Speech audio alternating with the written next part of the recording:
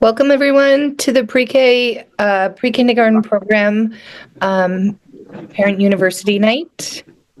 Thank you all for joining us. There we go. We'll start with some introductions. So our Portland Public Schools Central Office pre-K team includes Dr. Sarah Warren, our Senior Executive Director of Strategy, myself, Kelly Irving, the Interim Pre-K Director, and our pre-K program assistant, Ryan Bauer.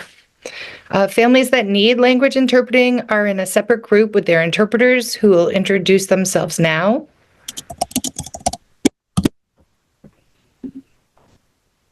We'll give you a brief overview of tonight's agenda on the next slide.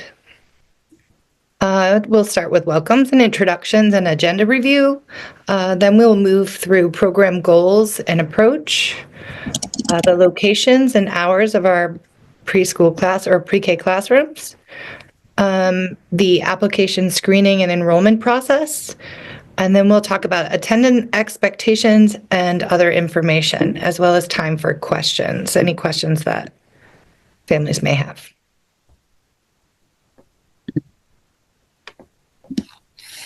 Our pre-K program aligns to state standards and focuses on nurturing the whole child.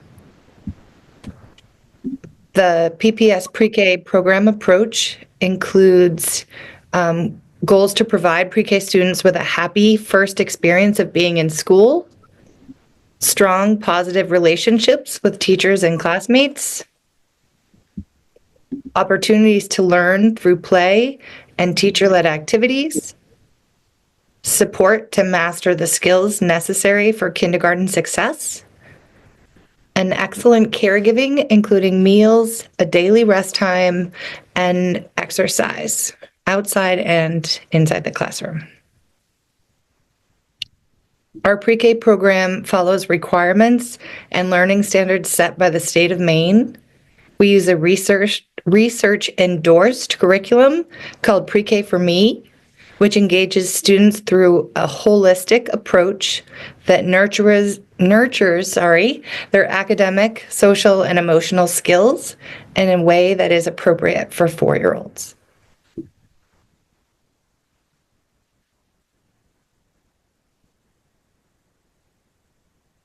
A typical day varies by classroom, but this gives you a sense of how your child might spend their day at school. This is an example of our late start school daily schedule.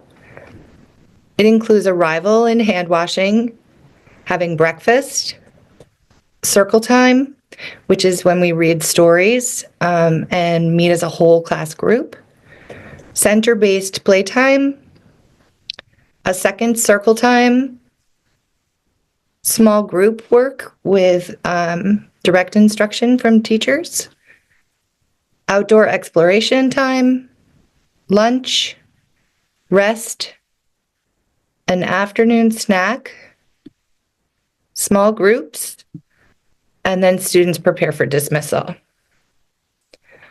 All meals are provided by Portland Public Schools and include breakfast, lunch, and often an afternoon snack. You can find the school menu on our website, and you can translate the website as well, so you can read what your child will be offered for meals at school. We have at least an hour of outside time a day for each classroom. Toileting happens throughout the day as needed. And it's important to know your child does not have to be toilet trained to attend the Portland Public Schools pre-K program.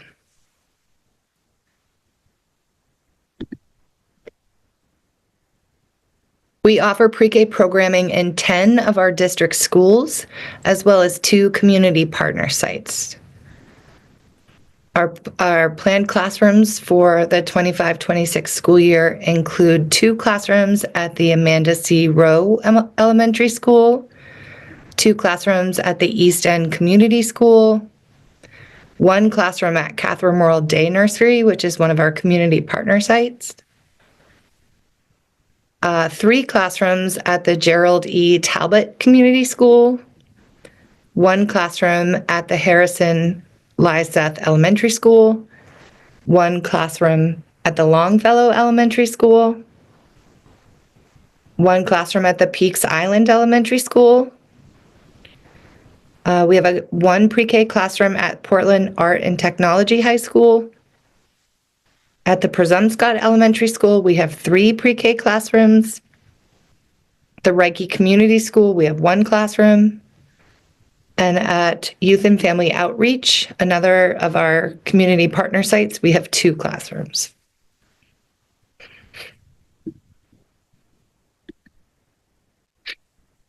Pre-K follows the early start and late start schedule of district elementary schools.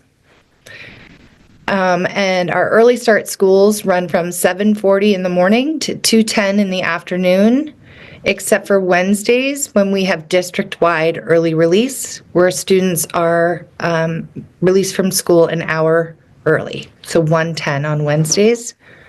The early start schools include East End Community School, the Talbot Community School, and Longfellow Elementary School. Late start schools run from 9 in the morning to 3:30 in the afternoon, with early release Wednesdays at 2:30. And those schools are the Amanda C. Rowe Elementary School, our classroom at Catherine Morrill Day Nursery, Harrison Lyseth Elementary School, Portland Art and Technology High School, the Presumpscot Elementary, and Reiki Community School. Peaks Island only runs from 8:20 to 3:05 in the afternoon, with early release on Wednesdays at 12:20.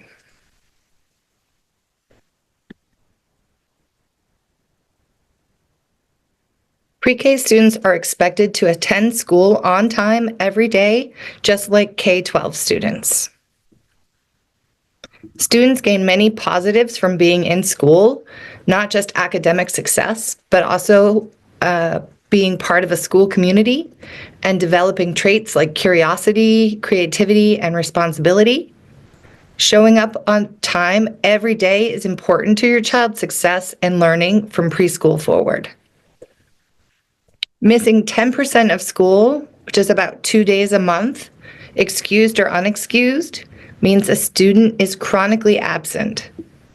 Chronic absenteeism in pre-K and kindergarten has a negative long-term effect on children's academic success. It can make it hard for children to gain early reading and math skills that set the stage for elementary school, build strong relationships with adults and other students, and develop good attendance habits for success in elementary school and beyond.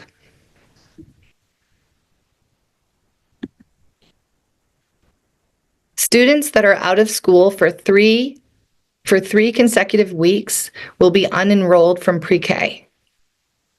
Our program attendance expectations are listed below.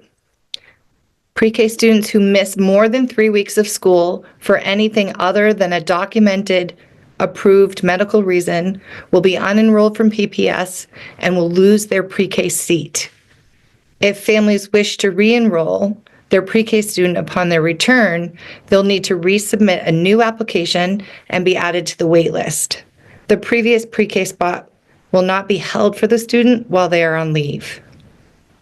We included this information here because it's something that's come up throughout the school year, and we wanted to be clear about the policies within the school.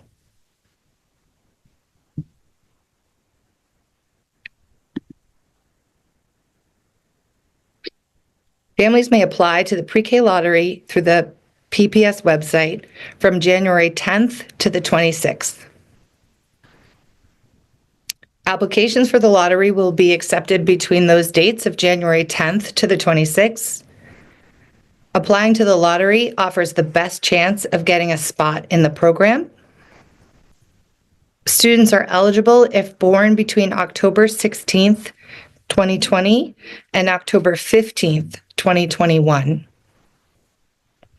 Applications are available in multiple languages on the Portland Public School website. And we use the pre-K lottery process to to assign spots for enrollment. The PPS Multilingual Center is available to support any family that needs assistance completing the application for the pre-K program. Please visit the Portland Public Schools Central Office at 353 Cumberland Avenue in Portland if you need support.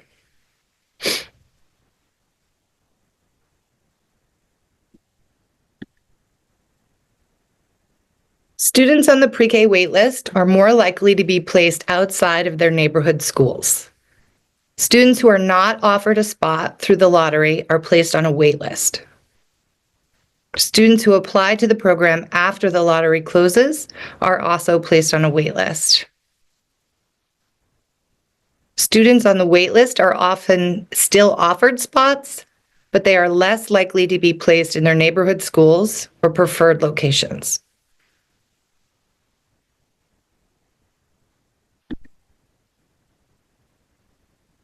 Families will need to provide documents and participate in screening to complete enrollment.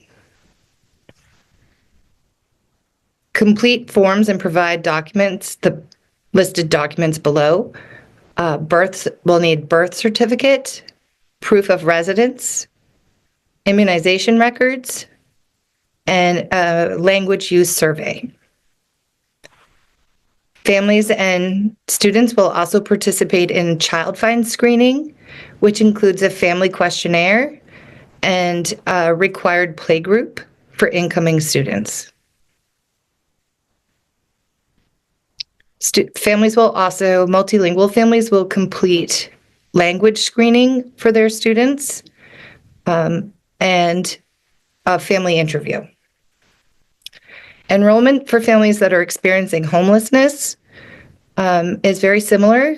Families that are experiencing homelessness are still asked to provide the documents and complete the steps listed, but children are able to start school while we partner with families to complete these steps. This is all once you have been accepted through the lottery process.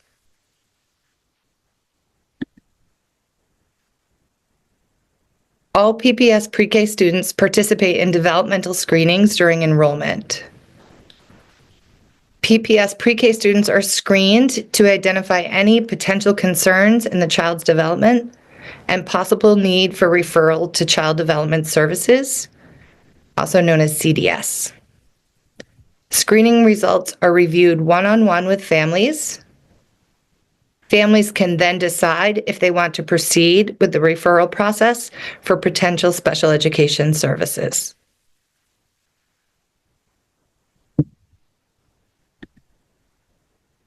Multilingual students complete English proficiency screenings as part of enrollment.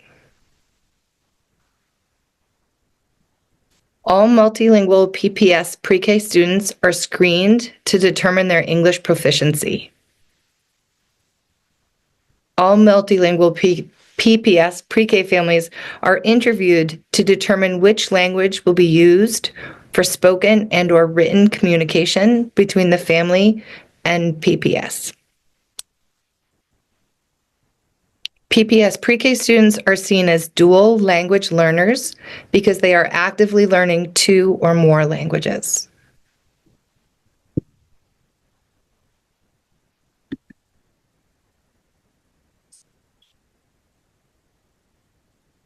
All pre-K classrooms follow a 1:8 ratio of adults to students with a max of 16 students enrolled in classrooms.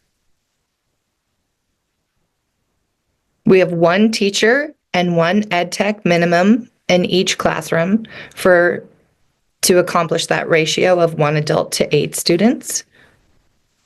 Again, with a max of 16 students per classroom. Parent-teacher conferences are offered twice a year.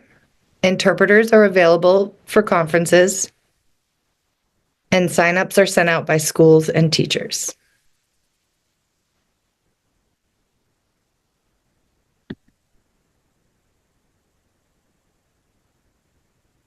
Transportation is provided based on student need and availability.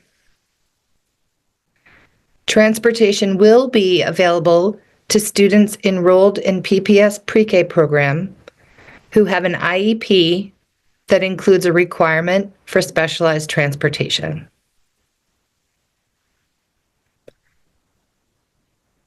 Transportation may be available to students placed at their neighborhood elementary schools, for students placed at partner sites in their neighborhood where they live, and for students from the Ocean Avenue neighborhood assigned to classrooms in our community partner sites. Transportation is not available unless required by an IEP to students placed at elementary schools outside of their neighborhood, for students placed at partner sites outside of their neighborhood, and for students placed at Peaks Island Elementary School.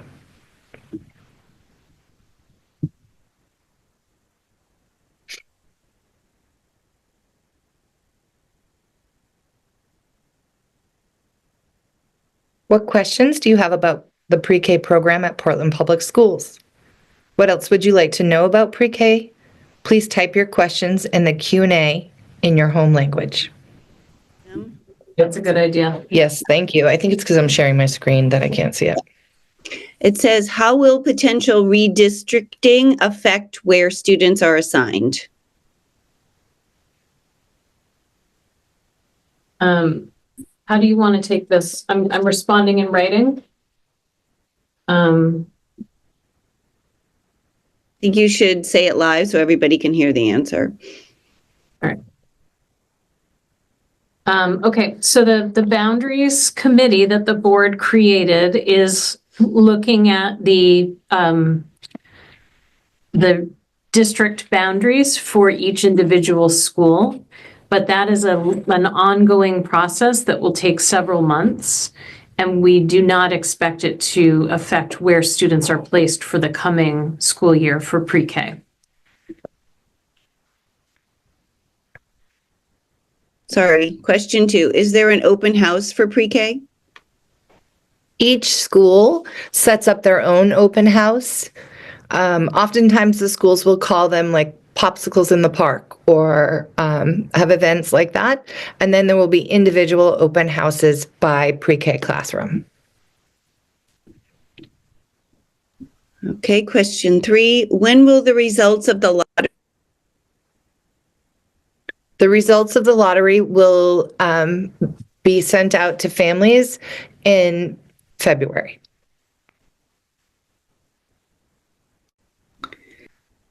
How many? Oh, you're muted. There you go. Oh. Do you know how many people applied last year and got accepted from the lottery versus waitlisted? 75% folks. It might be higher than that. We don't know. We'd have to get back to you. We'd have to get back to you for the answer on that question. Which locations have after-school care for pre-K students? Before and after care, services are only offered at our community partner sites. So Youth and Family Outreach and Catherine Memorial Day Nursery. Our elementary schools do not offer before and after care. Okay. After we enter the lottery by January 26, what is the timeline? So the lottery closes January 26th. It doesn't, if you apply on the 10th or the 26th or anywhere in between there, it all goes into the same lottery pool, and we hope to have responses out to families in February. And then maybe explain that after that. We bring them in for screening. After families receive notification on acceptance, you'll be contacted by our program assistant, Ryan Bauer, or through our multilingual department to come to our central office for screenings and play groups.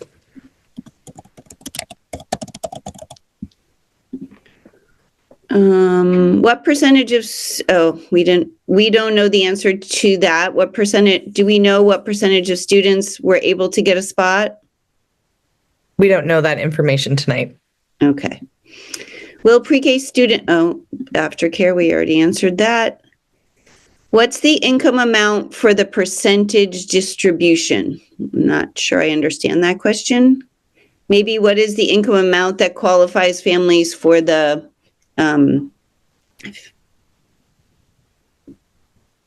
lottery differential there?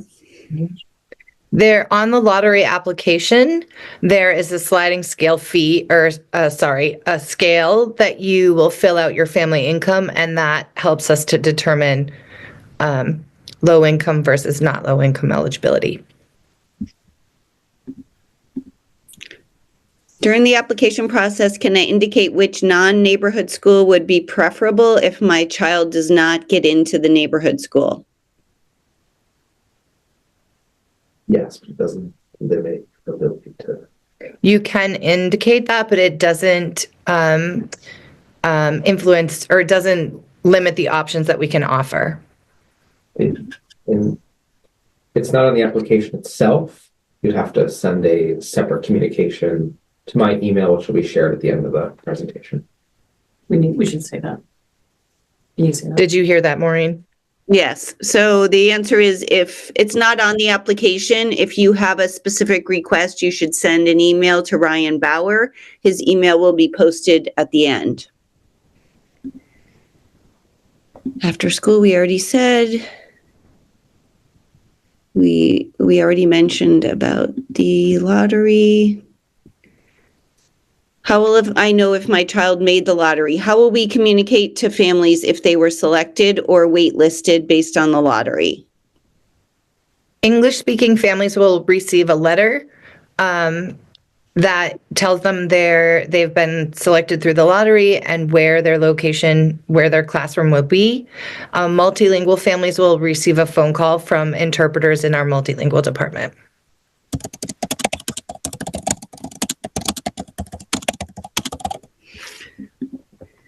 Does Peak Island School receive kids with autism spectrum at their pre-K? Our placements for children with special education needs are determined by the IEP team in terms of what their least restrictive environments are. If general education is the least restrictive environment, then that is available at Peaks Island Elementary School.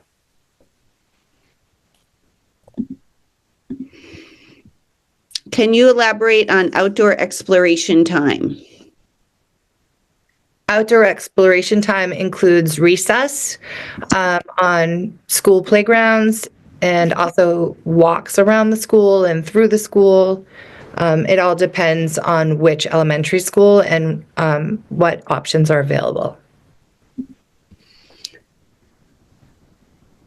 So someone's asking how the lottery works on the application. Do you request a school and rank the others? Or what does the question on the application look like? On the application, there's no question about your specific school request. We use your address as your neighborhood school. If you have a specific school request, you can email that to pre-K assistant Ryan Bauer, and his email is on the final slide of this presentation. So I think this is another question about the income guidelines. So I'll just take a stab at this one. So there's a split between the 55% of students who fall below income guidelines, and there's no definite number because it depends on the size of your family. So when you're completing the application, you'll be given a question that'll say how many people live in your family, and then it'll give you an income guidelines and ask you if you're above or below the income guidelines. So it's not like one number we can give to everybody. Hopefully that makes sense. If your child already has an IEP that includes a one-on-one aid, will this impact which location or his acceptance rate? If a child has an IEP, we work with Child Development Services to provide the appropriate least restrictive environment, the appropriate classroom setting. We have a special education setting classroom where we can offer placement for students, as well as general education settings. So this next question is similar. My child is getting help through CDS and speech. Does this prevent her from going? No, we accept special education needs do not prevent students from entering pre-K. This is really our lottery-based system. So all students that apply that we have availability for, we place within our programs. If my child does not get into our neighborhood school through the initial round and I indicate that I can provide transportation, does my child still remain on the wait list for their neighborhood school? You need to choose. So Can you read that question again, Maureen? So if my child does not get into the neighborhood school, but I indicate that I can provide transportation, does my child still remain on the neighborhood school wait list? Say it loud. yeah, so when you receive your offer letter, it will be offering you a placement. If that's not your neighborhood school, at that moment, you can decide to either accept to not go to your neighborhood school and transport your child, or you can decline that placement and be put back on the wait list. You cannot accept a placement and remain on the wait list. If you do decline that initial offer, you then go onto our wait list. You would give up your the benefit you would get from applying in that initial lottery period. Do kids who have siblings already in Portland Public Schools get priority? They do not get priority in terms of enrollment from the lottery, but we do work to try and place children within their sibling schools. It's not guaranteed, but we do try. All right, so that's any additional questions? That's all the open questions. I'd like to just readdress the Peaks Island question. If there's a student whose home school is Peaks Island and we don't have the least restrictive environment listed on an IEP, we would still consider them in the lottery for our classroom within Portland larger public schools. There was a general question, Kelly, about if this was being recorded and parents could go back and check. Can you just reiterate where they could find the recording? The recording will be placed on the Portland Public School website, where the pre-K information is housed, as well as the lottery application. It'll take a couple days for us to do that. Just give us a little time, but it'll show up there. Let me see if any new came. Is there an, okay. Check. Does this prioritize low versus high income by how much? So 55% of our students accepted will fall in the low income range, and the rest will be above the poverty level, 45%. So that's the cutoff. Does that make sense?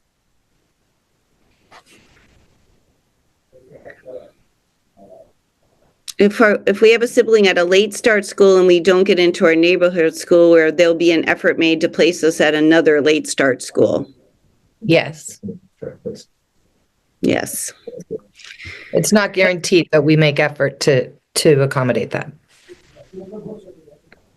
What happens if one sibling gets in at one school, but their sibling goes to another school and gets out at different times for pickup reasons? How does that work? We make every effort to place siblings in the same school or within the same early start or late start schools, but we can't guarantee that.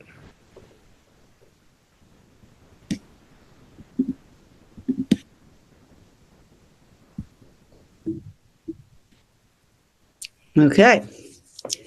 That's all the questions.